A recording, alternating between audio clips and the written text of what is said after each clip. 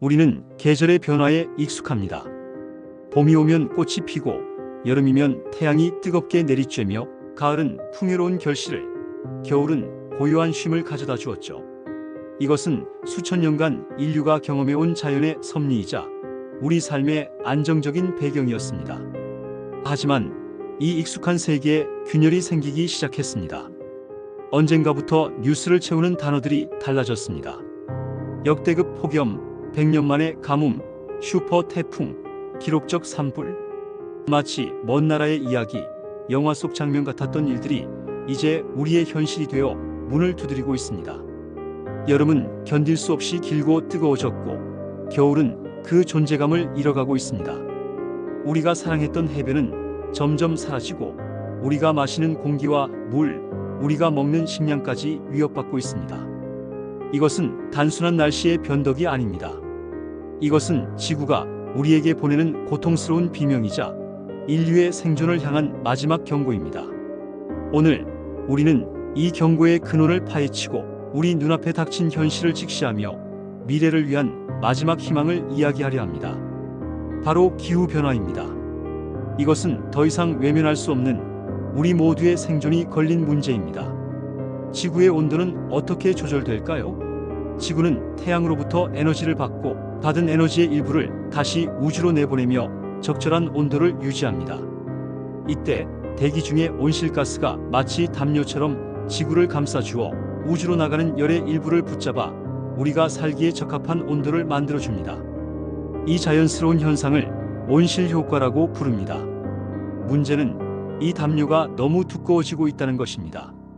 그렇다면 무엇이 이 담요를 이렇게 두껍게 만들었을까요? 원인은 크게 두 가지, 인류의 활동과 자연적인 요인으로 나눌 수 있습니다. 하지만 과학자들은 현재 급격한 기후변화는 95% 이상 인류의 활동 때문이라고 단언합니다. 첫 번째이자 가장 결정적인 원인은 화석 연료의 사용입니다. 18세기 산업혁명 이후 인류는 석탄, 석유, 천연가스와 같은 화석 연료를 태워 에너지를 얻으며 눈부신 문명을 이룩했습니다. 우리가 사용하는 전기, 공장을 돌리는 동력, 자동차와 비행기의 연료 대부분이 여기서 나옵니다.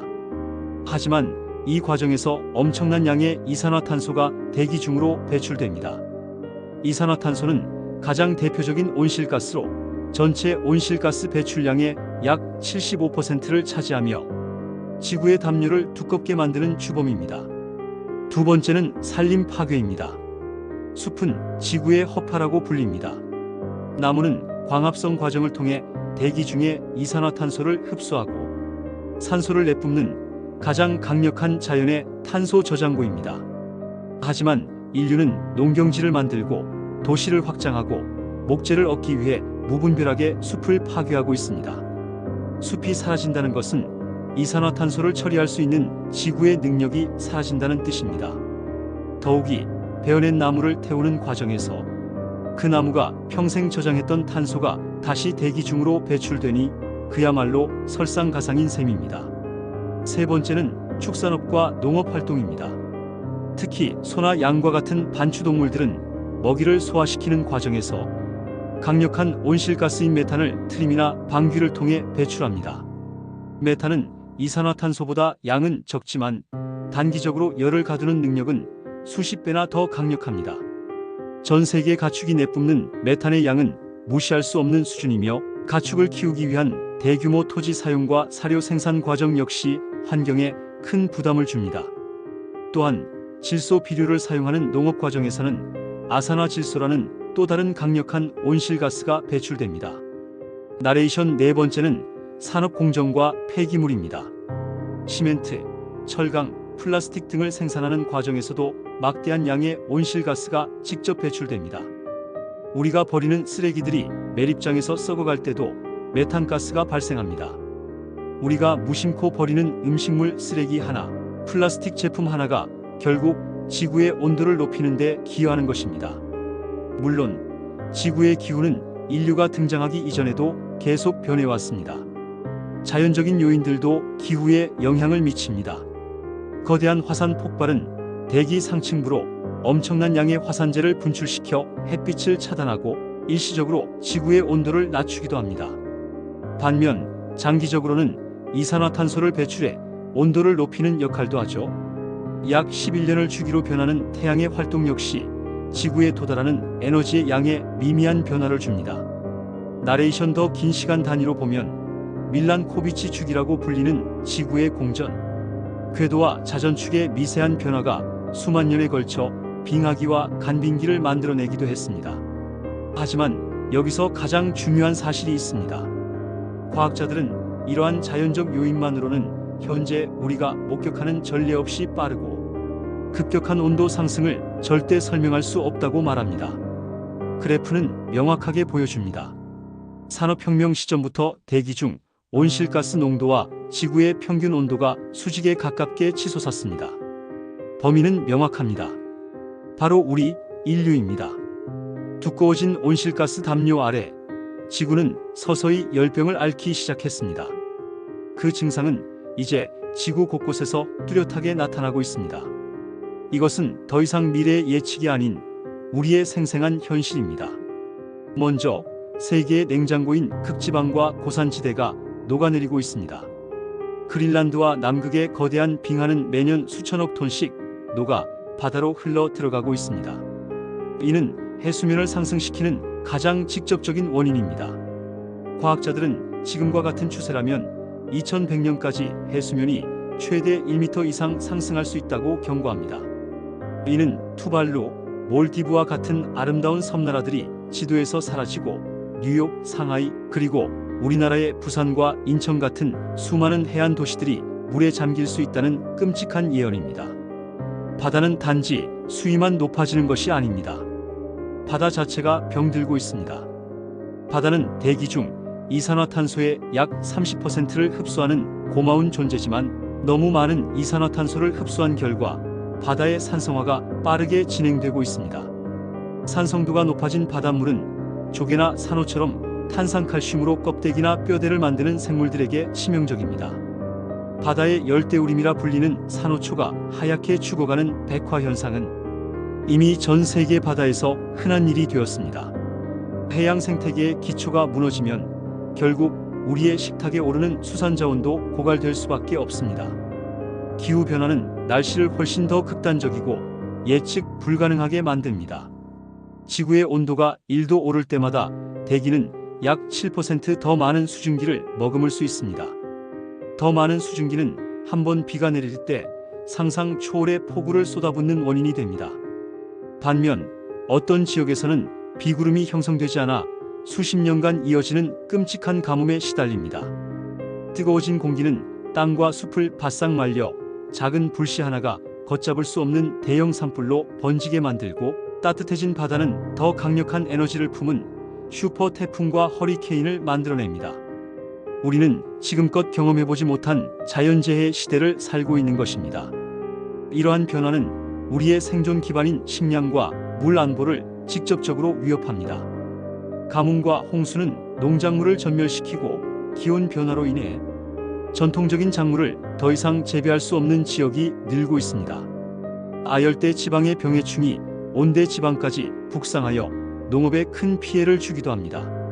세계 식량 창고들이 동시에 위협받으면서 식량 가격 폭등과 기아 문제는 더욱 심각해질 것입니다.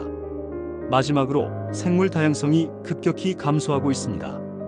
기후변화의 속도를 따라가지 못한 수많은 동식물이 서식지를 잃고 멸종 위기에 처해 있습니다. 녹아내리는 얼음 위에서 사냥감을 찾지 못하는 북극곰, 산불로 모든 것을 잃은 코알라, 수온 상승으로 사라지는 산호초의 의지에 살던 수많은 해양 생물들. 이들은 단지 아름다운 자연의 일부가 아닙니다. 복잡하게 얽힌 생태계의 한 축이 무너지면 그 영향은 연쇄적으로 인류에게까지 미치게 됩니다.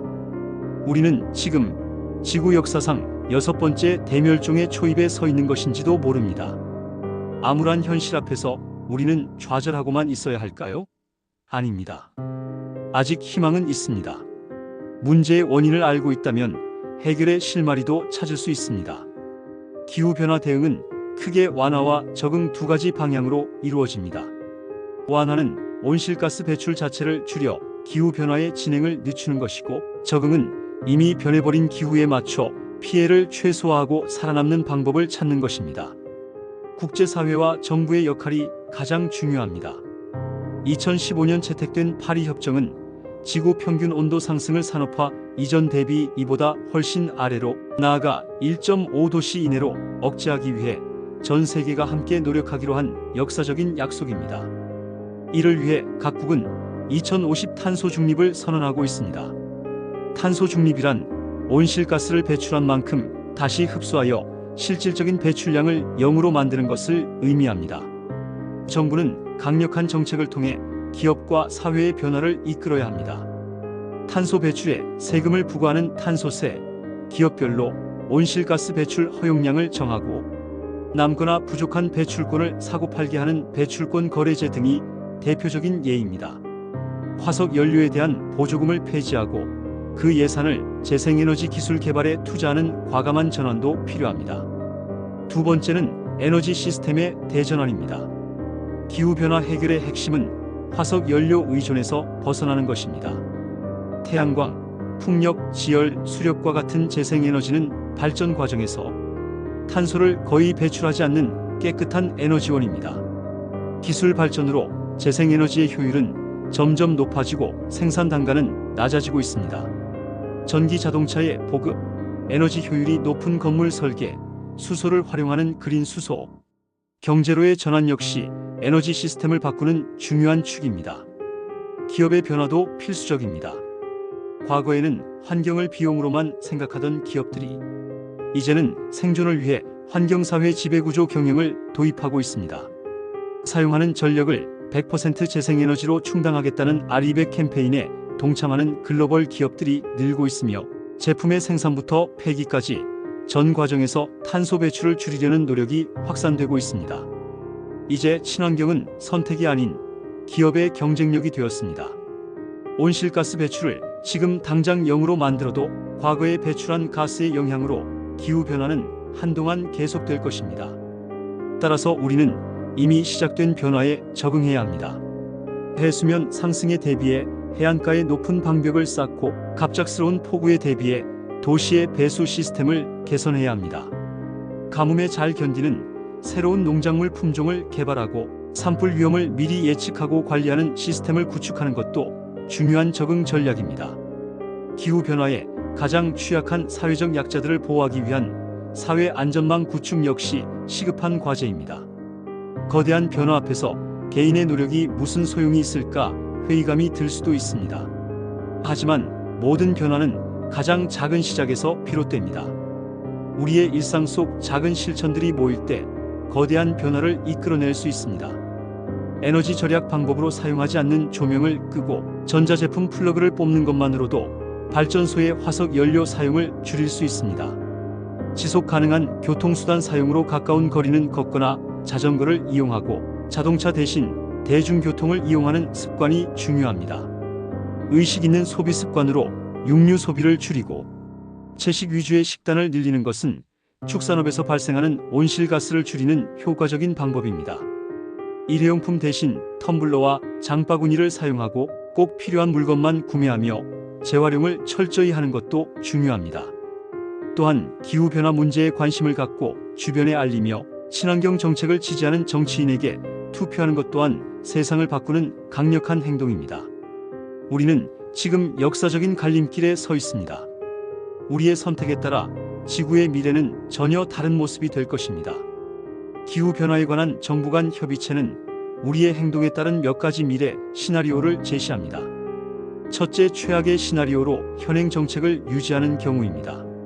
만약 우리가 지금처럼 화석 연료에 의존하며 의미 있는 변화를 만들어내지 못한다면 21세기 말 지구의 온도는 산업화 이전보다 3도씨 이상, 심지어 4, 5도씨까지 치솟을 수 있습니다. 이 세상에서 여름 휴가라는 단어는 사라질 것입니다.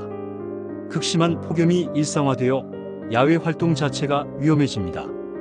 그린란드와 서남극 빙상 붕괴가 돌이킬 수 없는 지점을 넘어 수세기에 걸쳐 해수면이 수미터 상승하며 전 세계 주요 해안 도시들이 영구적으로 물에 잠깁니다. 아마존 열대우림은 건조한 사바나로 변하고 대규모 생물 멸종이 가속화됩니다.